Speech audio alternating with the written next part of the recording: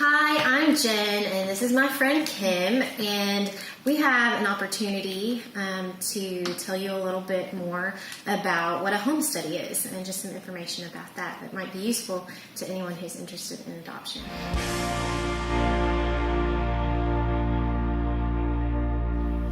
Okay, Kim, I'm going to let you introduce yourself and just say a little bit about what you do and who you work for and that kind of thing. Okay. So my name is Kim Reese, and I am a certified adoption investigator for Nightlight Christian Adoptions.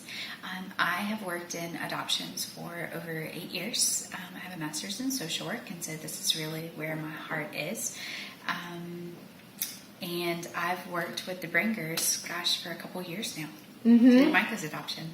Yeah, it's been so neat because Kim did all of our post-placement adoption visits, which is another part of the home study. We can talk a little bit more about, and then she gets to do our home study update and be with us for our whole adoption this time. So we are really excited to get to work with her again. She's awesome.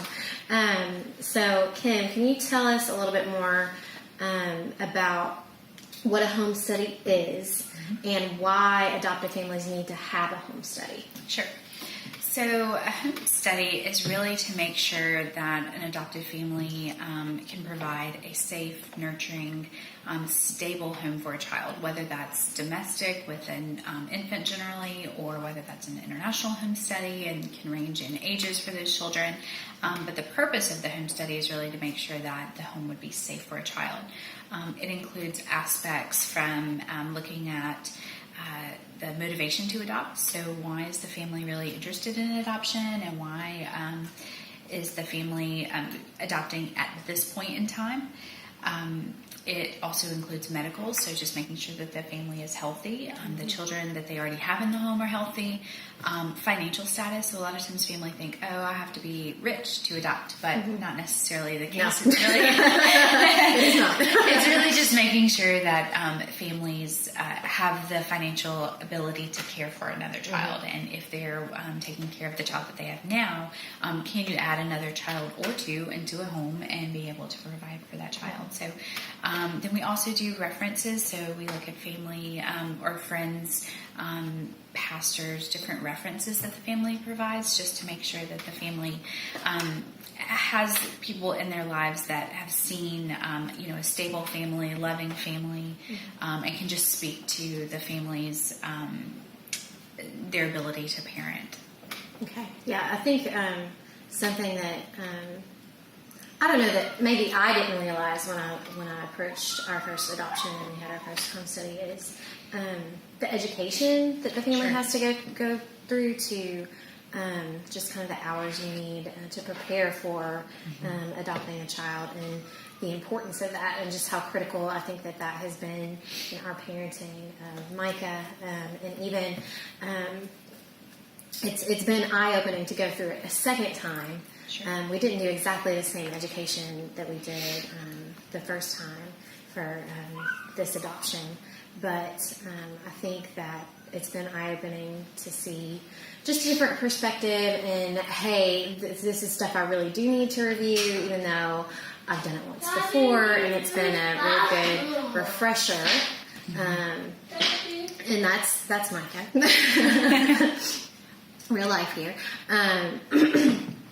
But it's been good to have a refresher to look back at. It's actually been even helpful in some of the new stages and things that we're encountering in our parenting with Micah. So it's really been a blessing to go through that again, really. But that's certainly an aspect that's very important, I think. And I think it's interesting too, just looking at the difference between a domestic home study and an international home study, the types of education that families go through, or that we request that families complete. Thinking about with a domestic adoption, more birth parent centered, infant stages, those types of things. And then with an international adoption, granted, there you may very well have those types of relationships with a foster parent that was fostering the child in the other country, but generally it's more special needs focused and things like that. So just getting feedback from adoptive parents too on what's helpful for them, like for you guys. That way we can direct future adoptive parents to too. Yeah, I guess you get the difference in the aspect of like with a domestic adoption, it's more likely to be an open adoption where you do have a relationship that's possible with that family, but when you hear international, it's more likely to be a closed adoption. Right. That terminology didn't make a lot of sense, at first. We were just learning all this stuff, but yeah, that's what you're talking about when open versus closed. But yeah, that would be a lot different, I imagine, for domestic adoption, which I haven't done. So are there any other ways that domestic and international adoption, like home studies, sort of differ from one another, or are they pretty similar? So one of the main differences is a lot of countries require Hague accreditation, and so Hague is just an accrediting body for international home studies and international families.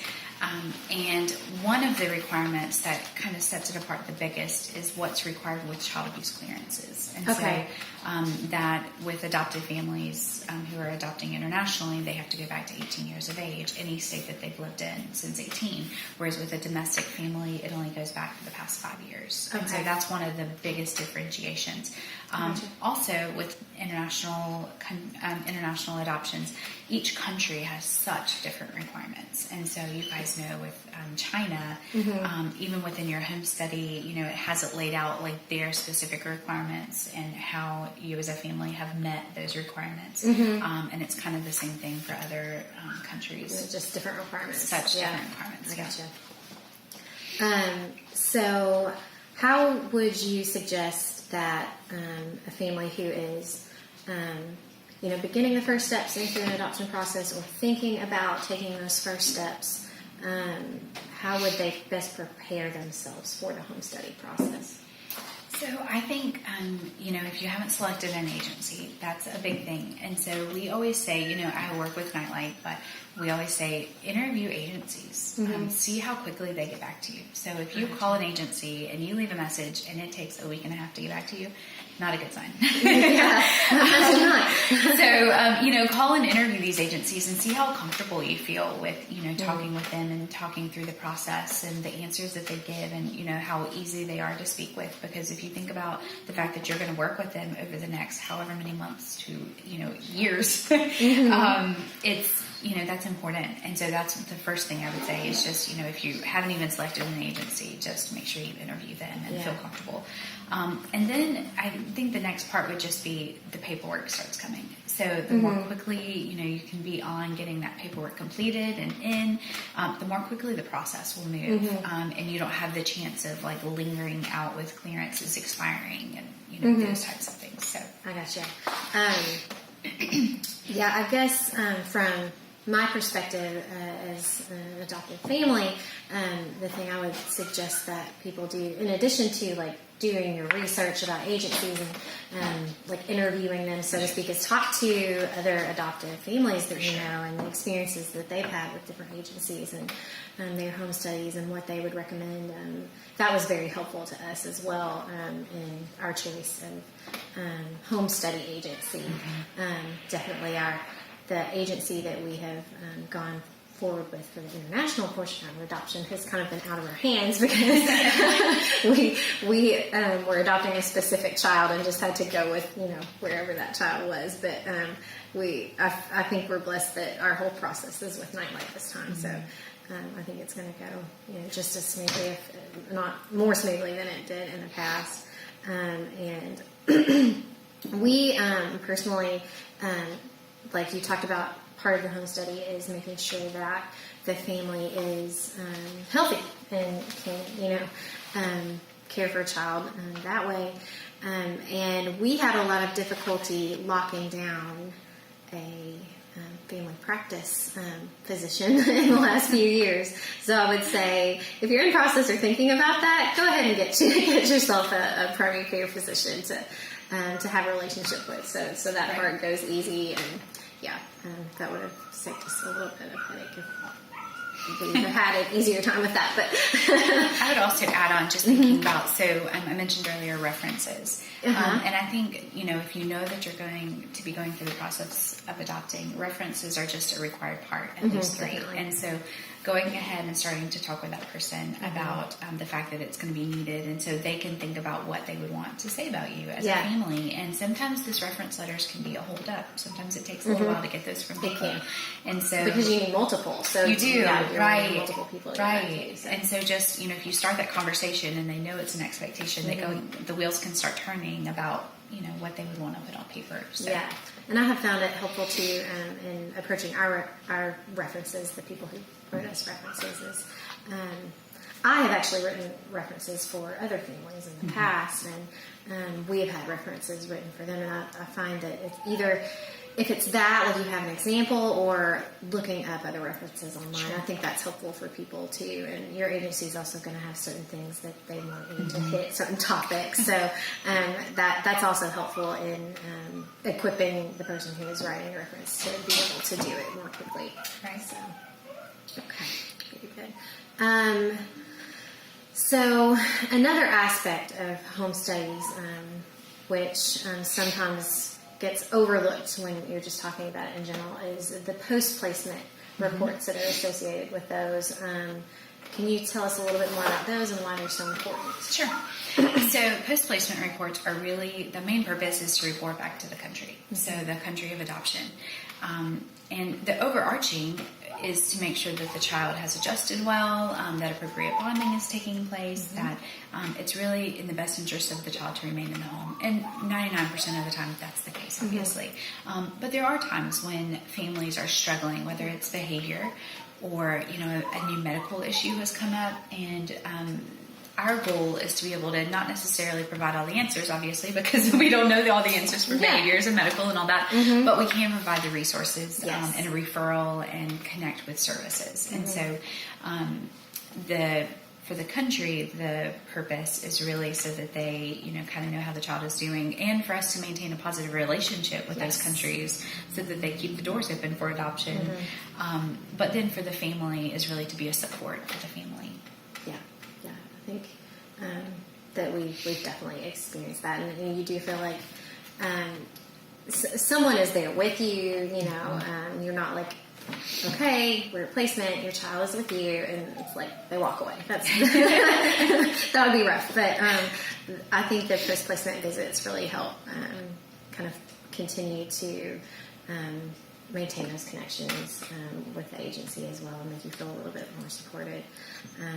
It's also a good time to celebrate. So definitely. Even coming in and seeing you guys between the years or between 6 months, and just hearing the changes or being able to see the changes, it's a really exciting time to find, to be able to see the progress that a lot of children make just even within a 6 month period. It's phenomenal. It's amazing how much change there can be in such a short period of time. We were amazed just by physical growth.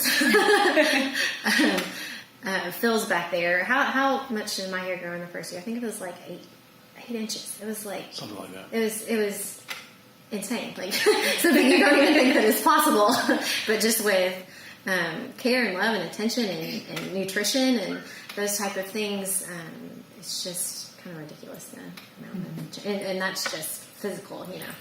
That's not even touching on the emotional changes and attachment and sort of things that come.